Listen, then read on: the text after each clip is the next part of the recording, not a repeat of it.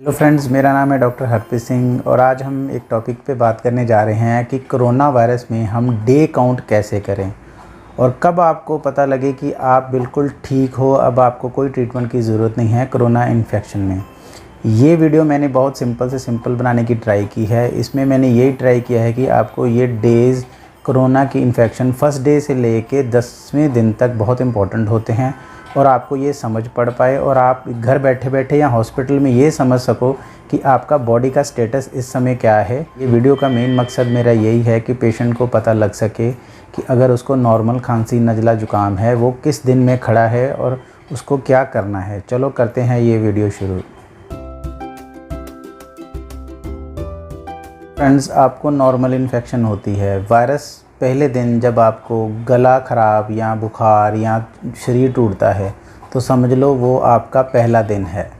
पर ये जो इन्फेक्शन है जो पेशेंट फैलाता है बाकी मेंबर्स को, वो पहले दिन जब उसको पहला सिम्टम आता है उसके पहले 2 से 3 दिन तक वो फैला रहा होता है। तो ये चीज़ समझने सबसे पहले बहुत इम्पॉर्टेंट है। ये फर्स्ट डे जो इन्फेक्शन होती है, ये वायरस हमारे नाक और मुंह के थ्रू एंटर करता है। तो इस फर्स्ट डे में ये वायरस जैसे ही घुसता है हमारी बॉडी में, ये फटाफट अपनी कॉपीज़ बनानी शुरू कर देता है।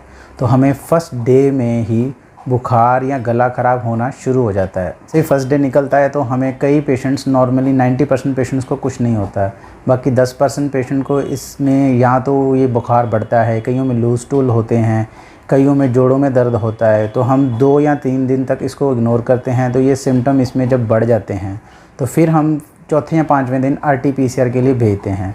RT-PCR रिपोर्ट को भी टाइम लगता है आने को, 2-3 दिन वो लगा देती है। जैसे ही रिपोर्ट आती है हमें पता लगता है और हम 7वें और 8वें दिन में पहुंच जाते हैं। फिर पेशेंट, अगला स्टेप पेशेंट का क्या होता है कि पेशेंट अपनी ऑक्सीजन सैचुरेशन चेक करता है। यहाँ 2 चीज़ें होती हैं, या तो उसकी सैचुरेशन ठीक होती है, वो नॉर्मल दवा लेता है और ठीक हो जाता है, या वो पेशेंट इससे ज़्यादा आगे जाता है।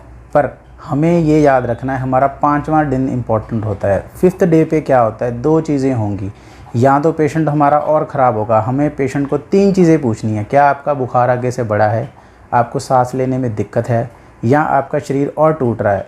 अगर ये चीज़ें येस है तो समझ लो आप अभी आपकी बॉडी जो एंटीबॉडीज़ बना रही है वो अभी और केमिकल्स रिलीज़ करेगी बॉडी में, तो उसके वजह से हमारी बॉडी में एक इन्फ्लामेशन होती है। फिर उसके बाद हमारे फेफड़ों में पानी भरना शुरू हो जाता है। तो ये दिन समझना हमारे लिए बहुत इंपॉर्टेंट है, क्योंकि ये स्टेज वो स्टेज होती है जब पेशेंट को ऑक्सीजन की रिक्वायरमेंट होती है। नॉर्मली 80% पेशेंट्स इस स्टेज पे 5वें दिन के बाद ठीक हो जाते हैं, उनको प्रॉब्लम नहीं आती। उसमें से 10% पेशेंट जिनको सांस की दिक्कत आती है वो पेशेंट हॉस्पिटल एडमिट होते हैं, और उनमें से भी 4 से 5 पेशेंट जो होते हैं वो वेंटिलेटर सपोर्ट पे जाते हैं, और 1 से 2% पेशेंट्स की डेथ होती है। हमें 5वां दिन हमें याद रखना है, ये हमारे लिए बहुत इंपॉर्टेंट है। अगर 5 दिन के बाद आप ठीक हो, आपको कोई प्रॉब्लम ज़्यादा नहीं है, आपके सिम्टम कम होते हैं, तो आप अच्छी डाइट लो, घर में रेस्ट करो और आपको डरने वाली कोई बात नहीं है।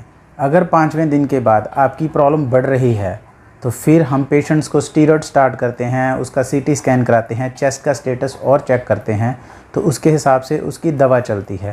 अगर आपको कोरोना वायरस की इन्फेक्शन हो चुकी है और अगर आपके उस सिम्टम्स चल रहे हैं और आपके 10 दिन क्रॉस कर गए हैं और आपको ज़्यादा प्रॉब्लम नहीं है, तो समझ लो आपने कोरोना इन्फेक्शन लड़ लिया है और आपको डरने वाली कोई बात नहीं है। कि हमारा पहला दिन इम्पॉर्टेंट है, जिस दिन हमें पहला सिम्टम आता है। पहला सिम्टम हमारा कुछ भी हो सकता है, जिसमें हमारा शरीर टूटना, खांसी, गला ख़राब, नज़ला, कईयों लूज टूल भी लग जाते हैं। फिर उसके बाद हमारा सेकंड स्टेज है 5वां दिन, जब हमें सांस की दिक्कत आती है। तो ये अगर आपको थोड़ी भी सांस की दिक्कत लगे, समझ लो आप 5वें दिन में हैं।